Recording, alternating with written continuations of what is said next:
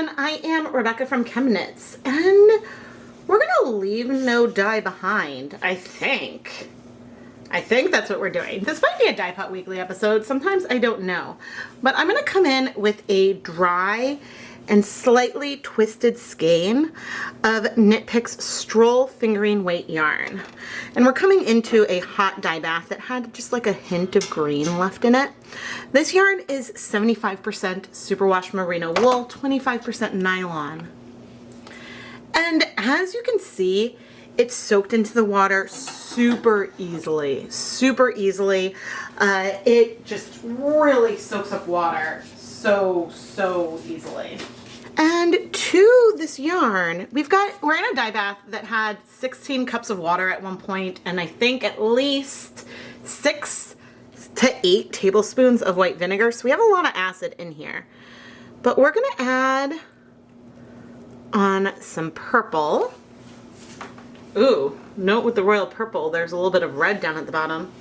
So that was royal purple. We're gonna add on some green. That is some emerald green. And I could just leave it here, but I know some things will strike quickly. I do want to move the colors through a little bit. I know it's mostly going to stay dark where I poured it, but we may as well give it a chance. I'll shift the camera angle briefly so you can see where we are. And now I'm going to come in adding some True Black. And this is True Black acid dye that was mixed with guar gum. So it may not spread very far. It may sort of stay a little bit where it is placed.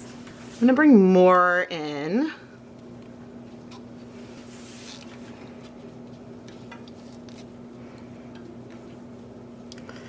And again, I'm just sort of moving things around. With it twisted, we're going to have some lighter patches, some deeper patches, a little bit of random color placement, but I think that it's going to be fun. And so I'm now going to turn up the heat, and we're going to see what happens. I'm going to heat this for 30 minutes before we move it. Now, all of these are colors that I have played with together before. Technically, not all 3 together, but I have mixed this purple and green, these in fact stalks of it even, and achieved some stunning colors. So I knew that even if the purple and green just combined completely, we would end up with something really amazing and beautiful. But I'm curious to see what we end up with here. So anyway, we'll be back in 30 minutes. Here we are after 30 minutes. I'm going to pick up the yarn. Woohoo! Most of the color has absorbed. We do have some light patches. A little bit of green remaining, but this is a pretty fun yarn. Let's see. Actually, very little green. Some of it might be bleeding out from that spot, but what I'm going to do is add more water. This is water from a pre-soak that had some vinegar in there. And the reason why I am increasing the water volume is that way, if one of the greens is bleeding, because there's a lot of color there, it can come out and go on to another place of this yarn.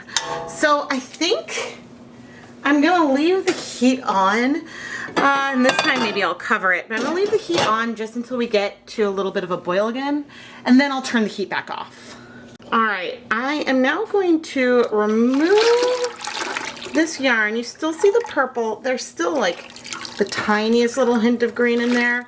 I'm going to let that just be there, and we're going to let the yarn cool so we can wash it. Let's wash our yarn. This is really fun, and I'd say technique-wise, this is similar to some of the anticipation things I've done, except that, I mean, I had a better feeling about what would happen today. So it wasn't entirely a mystery, because, well, I've been playing with these colors a lot today. But I just added some dish soap, and happy me, I am not seeing any color bleeding, which is always wonderful. I always like to do a rinse because if there is bleeding, I want to be able to rinse out excess dye. I think that that's a proper way to finish it. And plus, you have acid in the yarn. Rinsing it, it's not exactly neutralizing it, but it dilutes the acid, and so that's just good for the yarn anyway. Now, when I'm dyeing a lot of yarn, I'll do more than one skein at a time for the wash, but for the purposes of filming, there's usually just whatever I dyed in the video. But anyway, I'm going to rinse out that little bit of soap of the yarn in my spin dryer to remove more of the liquid, and then hang it up to dry. Here is the finished dry yarn. Immediately, you'll see the purple and the green really shining through. There are a few hints of the more black color, but it is so subtle compared to the rest. And from this, and plus I guess there's another project I did with these colors, so I know this for a fact. The purple does strike a little bit faster than the green, and so that's why the green has spread a lot more and is a little bit softer than our purple. I'm interrupting my conclusions just to say hi and Happy New Year. As we go into 2023, it's the first year back at work. I haven't dyed anything yet, but I'm so excited to dive into my dye pots next week and play around with a lot of colors. I'm also excited to explore more different types of content, and I have some things that were showing up in early January that are a little different from what I usually do. And so I'm curious to know what types of content you most like to see. Do you like it when I do more of a tutorial? Do you like it when I fly by the seat of my pants and create some leave no dye behind colors? Do you like it when I swatch, when I weave, when I knit?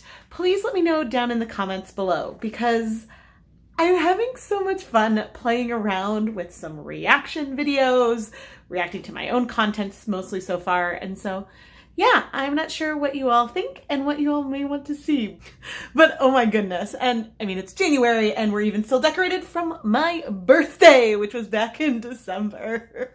And maybe I'm missing doing the vlog a little bit from Hanukkah, and so I thought it would be fun to just have like a little moment. And so do you want me to insert more like vlog, hey, this is what's going on at the time when I'm filming this kind of moments? I don't know. I don't know what I'm going to be doing, but I did spend a lot of this week editing, finishing up some videos for lab partners that needed to get out, and really just, I don't know, getting excited and planning on filming. And so, oh, I'm so excited for hopefully we don't get a lot of snow, a full week next week. But anyway, let's get back to our beautiful, beautiful Leave No Dye Behind yarn. I am Rebecca from ChemKnits, and I really hope you enjoyed this Leave No Dye Behind videos. Sometimes when I'm flying by the seat of my pants, we create things that are really fantastic. And the unfortunate thing is that they're usually not that reproducible, but it's a lot of fun to play around with adding colors into a pot and seeing what will happen. If you'd like to see me play more with color and yarn, please subscribe to the ChemKnits Tutorials YouTube channel. I post new videos at least twice a week, and we have a lot of fun over here. If you want to check out more of the yarn that I've dyed, I have an Etsy shop, ChemKnits Creations, that's filled with hand-dyed yarn featured in my videos. And if you check out the descriptions of the listings, you can find the video title, so that way you can go watch exactly how I made it and what went into the creation of that colorway. Thank you so much for watching.